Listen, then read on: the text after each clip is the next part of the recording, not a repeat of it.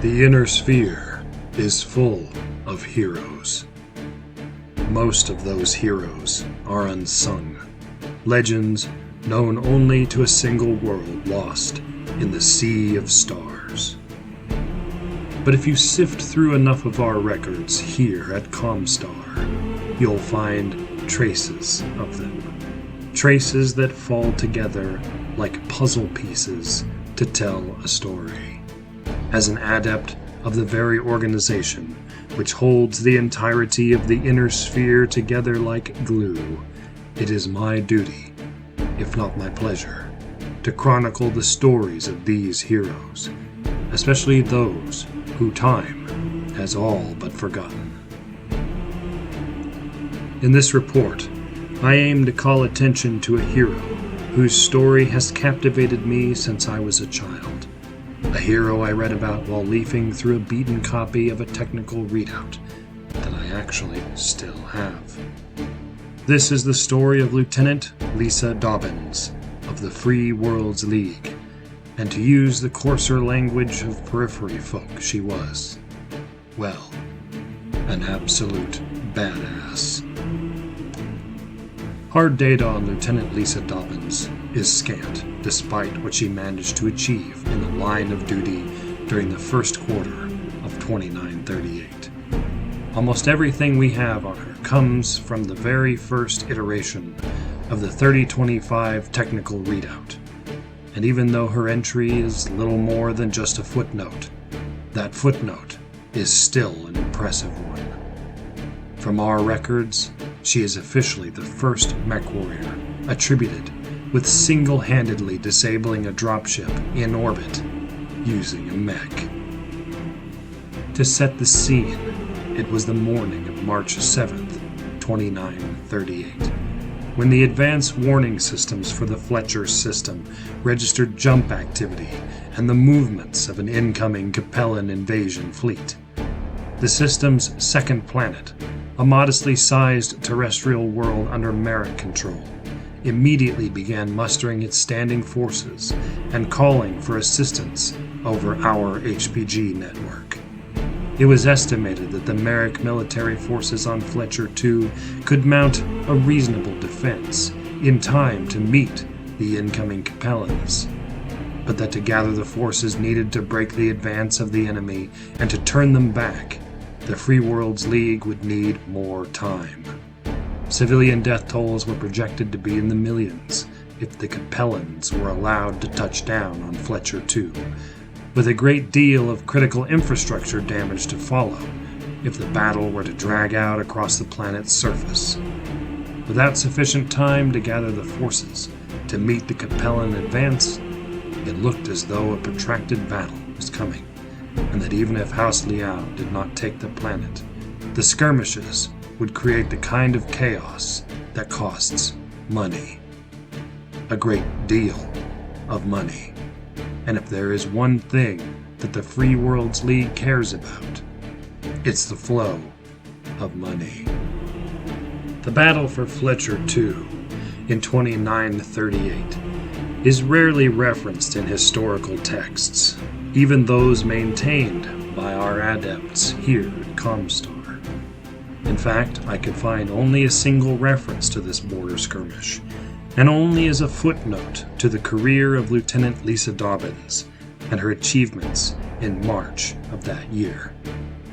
It is likely that the Capellan forces chose the Fletcher system for this invasion because it was roughly 27 light years from the border between House Merrick and House Liao.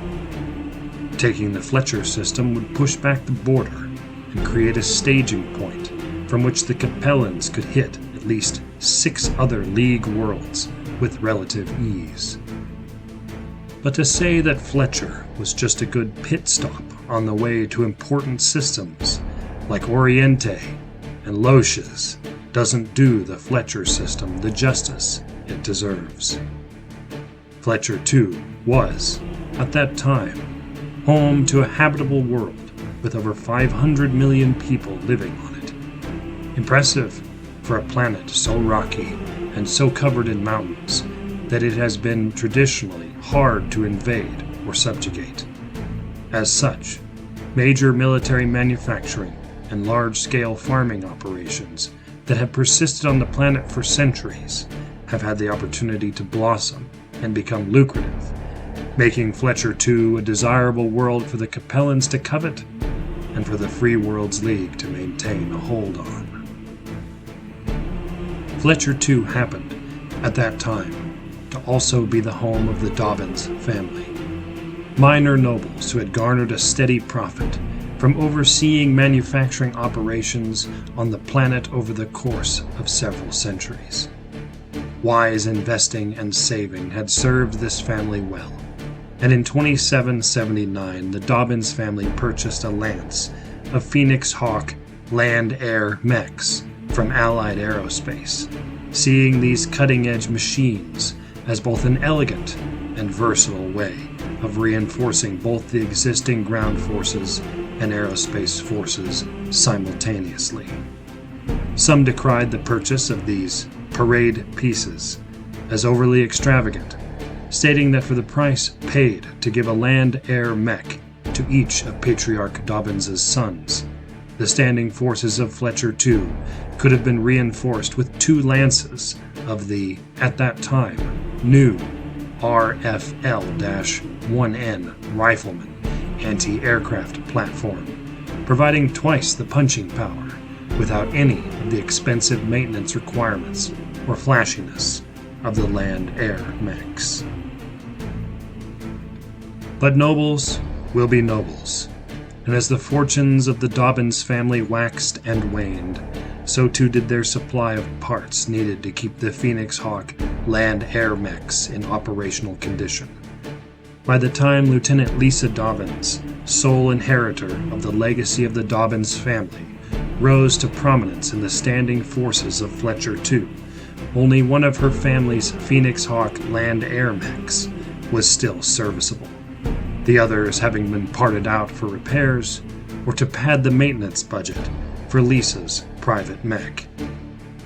Due to the specialty nature of her ancestral machine, Lisa was tutored privately on Fletcher II and became a skilled pilot of her mech in both land and air roles. The mech itself was kept immaculate on the outside, trimmed with gold and other aftermarket aesthetic modifications, until it had become a symbol of Fletcher II's standing military forces and of a once glorious past rooted in the glory days of the Star League. Internally, however, our records indicate that Lieutenant Dobbins' land-air mech was well worn, thoroughly broken in, and that many of the components keeping it together were, after 2 centuries, mostly composed of parts from standard Phoenix Hawk mechs that had been cut down and made to fit in the land-air mech in a way that was, as they say, good enough for government. Before the Battle of Fletcher II in 2938, Lieutenant Lisa Dobbins earned the respect of the leadership of the 1st Merrick Militia and the rest of the planet's standing forces through her performance in a series of mock skirmishes, as well as in her professionalism in handling reviews and drills for both aerospace and battle mech forces. On several occasions, she had accompanied Fletcher II's aerospace forces in the defense of the planet against supposed invasion fleets that turned out to be little more than false alarms. The Battle of 2938 would be her first real combat run, but she had grown accustomed to leading her troops from the front, charging in and only assessing the situation later. On March 7th, however, this trend would turn out to be a disastrous one. Leading 2 flights of aerospace fighters from the central position of her own command element, Lieutenant Lisa Dobbins engaged a pair of Excalibur-class dropships as they entered orbit, only to have her forces cut down to half, almost immediately.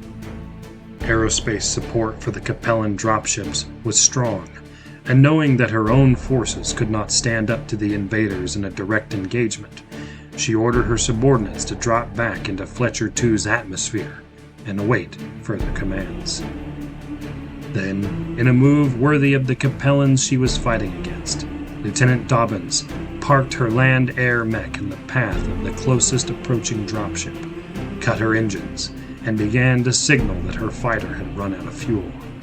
Unwilling to simply blow up a valuable piece of military technology when it could seemingly be recovered so easily, the Capellans sent a flight of aerospace fighters from the remains of their supporting squadron to tow her in. Records indicate that Lieutenant Dobbins played off the ruse perfectly, claiming the right of surrender and allowing herself to be towed all the way to the open bay door of the closest dropship before springing the trap she had laid for the Capellans. It was then, halfway into the open bay door of the dropship, that Lieutenant Dobbins engaged her land-air mech's conversion systems, transforming her machine from aerospace mode to battle mech mode, and unleashing hell on the unarmored internal structure of the ship that had been at the very edge of capturing her. Little information remains of what followed. From what we know, her Phoenix Hawk land-air mech did extensive damage to the Excalibur's cargo and crew decks, venting more than a few Capellans into space in the process. Once the aerospace support of the two dropships finally shed enough of their shock to respond, they began to scramble around her, diving desperately on her mech, but their fire was hasty and uncoordinated, and it is said that they did more damage to their own dropship than they did to Dobbins's machine. At some point during the skirmish, Lieutenant Dobbins dropped below the fire elevations of the Excalibur, careful to keep the ship she was tearing apart between herself and the other as yet undamaged dropship. Carefully aimed fire from her machine's Amsterdam 120 large laser, Maxim 50 medium lasers, and Sperry Browning machine guns cut into the Excalibur's engine at point-blank range, crippling it and leaving it to drift into a dangerous, decaying orbit from which there would be no recovery. Reports I have on hand from the Comstar archives seem to indicate that the Happy Giant, the dropship that bore the brunt of Lieutenant Dobbins's wrath, crashed 679 kilometers east of the city of Torrance at 1340 local time, with all hands lost in the impact. It is uncertain whether or not Lieutenant Lisa Dobbins survived her daring attack on the invading Capellan forces, whether she was captured, or whether she, as I suspect, went out in a blaze of glory. What we can say for certain was that her diversion and her sacrifice effectively cut the invading forces in half and bought time for the Merrick forces on and inbound to Fletcher II. Time they needed to prepare the defense that would ultimately drive back the Capellans in the Battle of 2938. Because of the valiant last stand of Lieutenant Lisa Dobbins and her Phoenix Hawk, Fletcher II remained in the hands of the Free Worlds League for another century, even into and through the dark period we know as the Blakist Uprising. But if there is more to the story of Lieutenant Lisa Dobbins than this, I am afraid it has been lost to time, to the secretive nature of the Capellan state, and to the ravages of these unending centuries of war. Rest assured that I, as an adept of Comstar, will continue to search through our voluminous archives for additional data on this and on other heroes who have made similar sacrifices that have gone unremembered, except by the very, very few of us who study such things. Yes, I find such stories interesting. And despite what certain voices in the periphery might say, we aren't just a phone company. We're Comstar. We're the only phone company, and we keep records on everything. This is Comstar Grade 7 Tau Adept Marius Augustus, a humble chronicler of the history of the Inner Sphere and of points beyond, signing off. Hey all, Wynn here. Thank you for listening. I'm trying something new with this video, going back to my roots as a science fiction storyteller, and seeing what I can make by playing in an established universe. The BattleTech franchise is home to a massive universe, one that I have been fond of for a very long time, and doing a video like this allows me to write short fiction steeped in the lore of the franchise, then share it all with you in a way that I hope you enjoy. For my first piece, I chose one of the heroes whose story has enchanted me since I was a kid, and though the canon material for her is about exactly one paragraph in length, I was able to use certain clues in that paragraph to expand and explore what a fuller story of her life and her sacrifice might have been like. So if you enjoy this kind of content, please give it a like and leave a comment down below. Are there any other forgotten heroes or little parts of the lore of the BattleTech universe that you'd like to hear me talk more about on this channel? Let me know. And yeah, in doing this video I was absolutely inspired by Tex Talks BattleTech from the Black Pants Legion. Tex's lore videos have gotten me through many a boring day processing meaningless paperwork for ungrateful people at my day job. And many times I have found myself wishing that I could find more quality lore videos for BattleTech to listen to on YouTube. BattleTech is absolutely a childhood love of mine, something that I got really into with a buddy who has sadly since passed on. I've done some voice acting work in the past, so I figured that maybe doing my own videos on BattleTech lore might add something to the community that even I want to see more of. YouTube has enough droning wiki readers and robot voices making audio out of old supplement books. To me, the best lore videos are stories, conversational in style, told from an in-universe perspective that you can listen to like a lecture from a favorite teacher who loves the material as much as you do. But that's just me. Let me know if we're on the same page and maybe I'll do more of these. There's plenty of material to explore and plenty of heroes out there to cover who have only ever been given a single paragraph in the official errata. If you want more BattleTech content from me in the meantime, you can, of course, check out my ongoing solo campaign over at my blog, Fistful of Valkyries. The link is in the description below.